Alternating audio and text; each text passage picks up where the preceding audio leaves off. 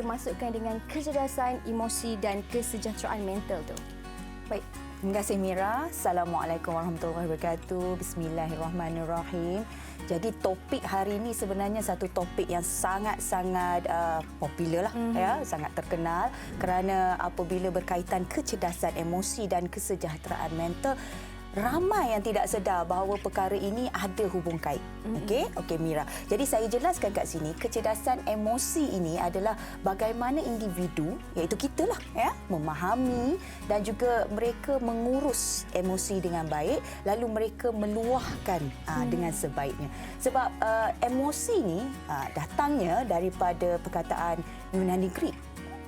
Emover. Tapi saya tak pasti sebutan betul atau tak, tapi bila dalam perkataan Greek ini menyatakan bahawa luahkan, keluarkan, emover ni, ya. Maafkan saya, ya, kalau orang yang tahu tentang bahasa Greek ni. Dan bagaimana dikatakan luahan dan keluarkan ini, manusia ini perlu menzahirkan, mengeluarkan perasaan dia dan menguruskan emosi dengan baik. Itu dari segi kecerdasan emosi.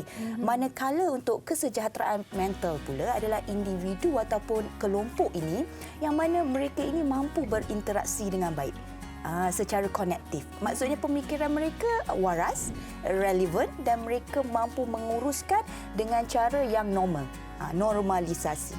Jadi apa yang dikatakan kecerdasan emosi dan kesejahteraan mental kini agak terganggu apabila isu-isu yang dikatakan, ya, dalam proses kita, ya, Mira, sekarang norma baharu, isu-isu berkaitan murid, ya, terutama dari aspek pengurusan pendidikan yang baru, iaitu PDPR.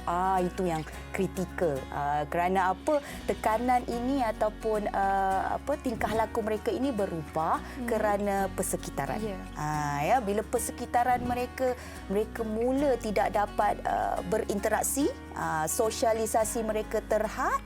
Itu yang kita bimbangkan. Jadi apa yang berlaku kini adalah gabungan kecerdasan emosi dan kesejahteraan mental ini sangat penting untuk kita kupas pada hari ini, Mira. Sangat-sangat penting kerana ianya akan menunjukkan bahawa kecelaruan mereka ini boleh ditangani sebaiknya, insya-Allah. Saya tertarik dengan cikgu katakan tadi, antara punca mengapa berlakunya orang kata emosi murid terganggu kerana PDPR. Mereka tidak dapat lagi berinteraksi dengan kawan-kawan. Sekarang ni semuanya orang kata behind the screen, semuanya di sebalik cermin, kan, cermin skrin tu. Jadi kalau cikgu boleh kupaskan, kan, kalau murid-murid di sekolah bagaimana mereka tunjukkan simptom yang mereka mungkin mengalami gangguan emosi itu. Sebab murid sekolah ni kebanyakannya mungkin kanak-kanak, mungkin remaja yang tidak begitu pandai untuk ekspresi ataupun bagaimana cara mereka menunjukkan simptom yang mereka mengalami gangguan emosi itu juga.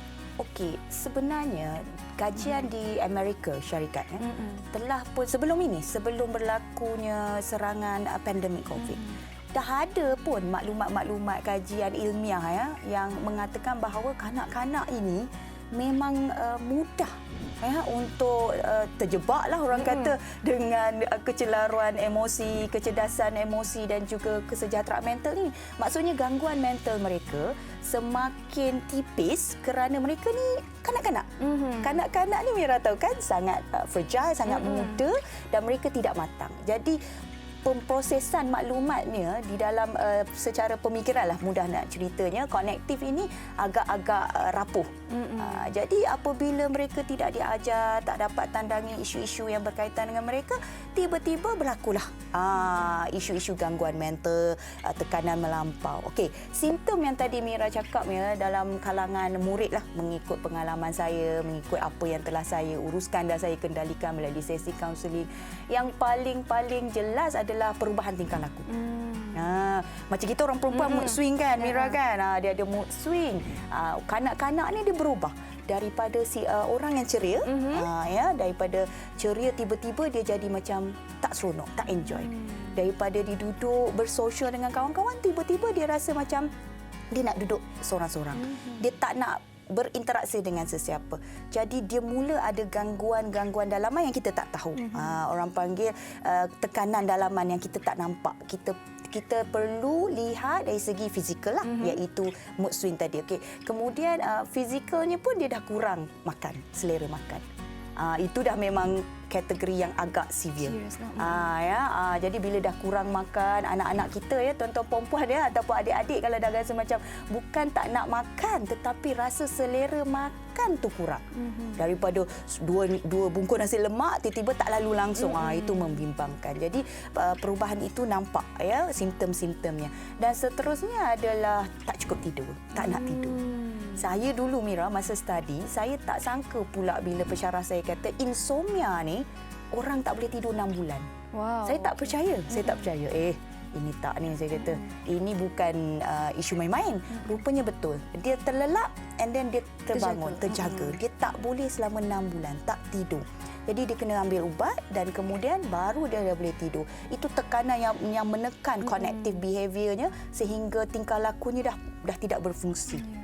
Okey, dan seterusnya simptom-simptom yang seterusnya yang paling-paling kita nampak adalah inilah dia punya perangai.